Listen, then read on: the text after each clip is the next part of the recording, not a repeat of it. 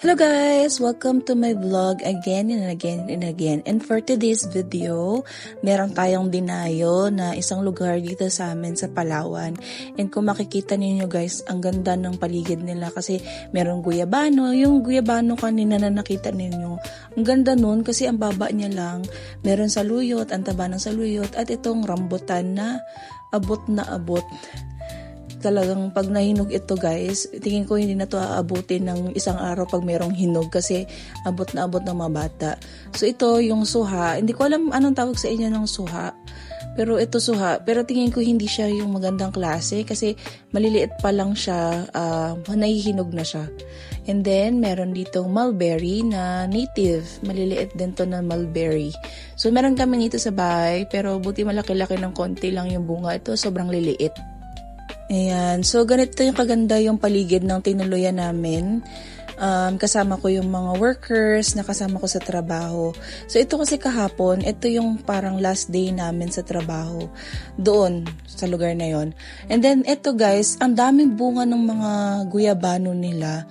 As yung masarap kasi yung guyabano, isa to sa paborito kong prutas. Tsaka ito, tingnan nyo, ang taas-taas ng puno. Tapos, amaze na amaze ako kasi, as in yung, alam nyo yung sa isang sanga, kumpulan yung bunga, at saka malalaki-laki na siya. Ayan ayan, puro bunga yan yung mga may itim-itim na yan. Hindi lang kasi makita ng gusto sa video.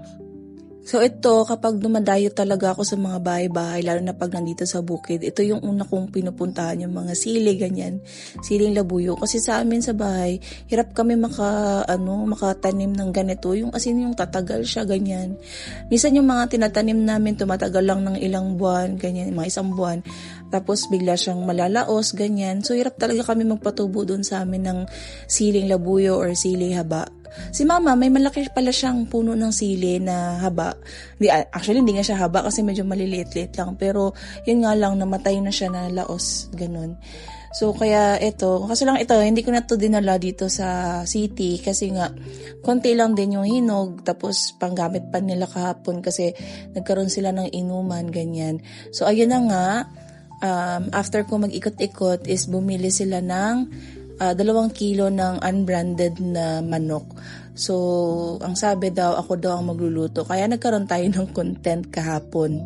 So, ang putahay natin for today's video is adobong manok. So, dito, nagisa lang ako ng bawang. And then, actually dito guys, ang ganda ng gas stove nila kasi ang laki ng apoy. Malakas yung apoy. Hindi ko nga napansin na sobrang lakas pala ng apoy. Kasi yung apoy niyan, umabot na sa gilid ng kawali. Pero hindi siya yung sabi na magastos, ganun. And then, sinunod ko na din yung sibuyas. Kaya kung makikita ninyo dyan, mabilis na toasted yung bawang, tapos yung sibuyas, parang nasusunog-sunog na nga siya ng very light. Kasi hindi ko gamay itong gas stove na ito. Nung toasted na yung ating sibuyas at bawang is ilalagay ko na yung unbranded na manok. So ito, marinate ko lang siya sa toyo and MSG. Para magkaroon na rin siya ng konting lasa. Medyo frozen pa nga to kaya hindi ko alam kung na-marinate ba talaga tong mga manok o ano. Ito pala yung manok na to, hindi ako satisfied kasi kami po ay sanay sa isang brand ng manok, yung kulay dilaw. Doon kami sanay kasi yun yung gusto ng nanay ko kasi hindi siya malangsa at saka yung manok niya talagang quality. Siguro talaga yun yung pinanghahawakan din ng brand na magkaroon sila ng quality na manok, ganyan.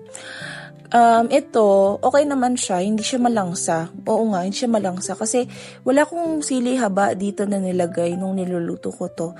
Hindi siya malangsa. Ang problema ko lang sa kanya, hindi ko alam kung luma na or matagal ng stock tong manok na to, pero para siyang nadurog.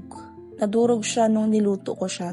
So, hindi ko naman to pinatagal. Hindi ko naman siya pinatagal ng pagluto. Parang ano lang, tawag nito, parang nilaga ko lang siya ng konti. Nilagyan ko lang ng tubig or ng sabaw. Pero parang, feeling ko parang nadurog siya, ganun. So, ito, naglagay lang ako ng paminta kasi alam nyo na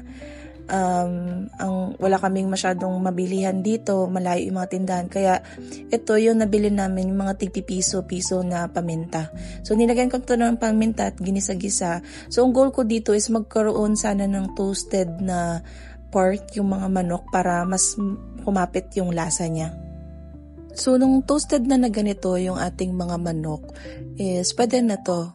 Pinapaluto-luto ko lang ng konti. Feeling ko talaga, siguro kaya siya medyo durog kasi nga frozen pa. Yun ang naisip ko ngayon lang din. Ngayon lang siya pumasok sa isip ko.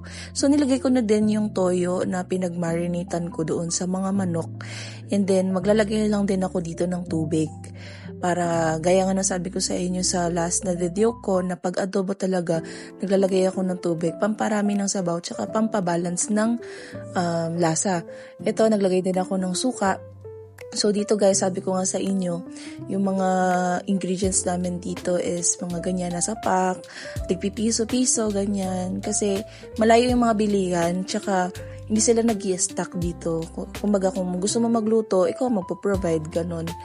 So naglagay na rin ako, nagdagdag ako ng toyo kasi pag adobo or mga kahit anong ulam na nilalagyan or pagkain na nilalagyan ng toyo, hindi ako naglalagay ng asin para hindi siya masyadong umalat. So haluin lang natin guys and papakuluan lang natin to ng konti. So kung makikita niyo yung pakpak, medyo siya, medyo parang or baka maliliit lang talaga. Hindi ko rin alam. So ito guys, since last day nga namin kahapon is nagkatay sila ng native na manok. Guys, fun fact, hindi po ako kumakain ng native na manok. So ayan no. Akala ko nung una dadalhin sa or may paggagamitan sila or may paglulutuan sila. Yun pala, binigay talaga yan sa amin. Parang pasalamat nila. So ito yung sili, ganyan. Ayan. Actually, yung sili na pinakita ko kanina, yung labuyo, ilalagay ko to dito para umanghang. And alam niyo ba, hindi siya umanghang. Isang buo yung nilagay ko, hindi siya umanghang. Siguro dapat dinamihan ko pa para mas maanghang yung, mas magkaroon pa ng konting anghang yung adobo natin. So, ganyan karami yung sabaw. Actually, hindi ako masyadong nagsasabaw ng gusto sa adobo kasi nga, bukod sa nawawala rin yung lasa ng ating manok kasi nga wala nga tayong ibang ingredients para dito. Marami din kami dito. So, pamparami pa yan, pandagdag ulam. And okay na yung ating adobo. So, kainan na guys. Kainan na. So, ito yung ating adobo. Nagmamantika-mantika pa. Ayan. And, yan lang guys. Get to like, share, and comment po. See you again on my next vlog. Bye!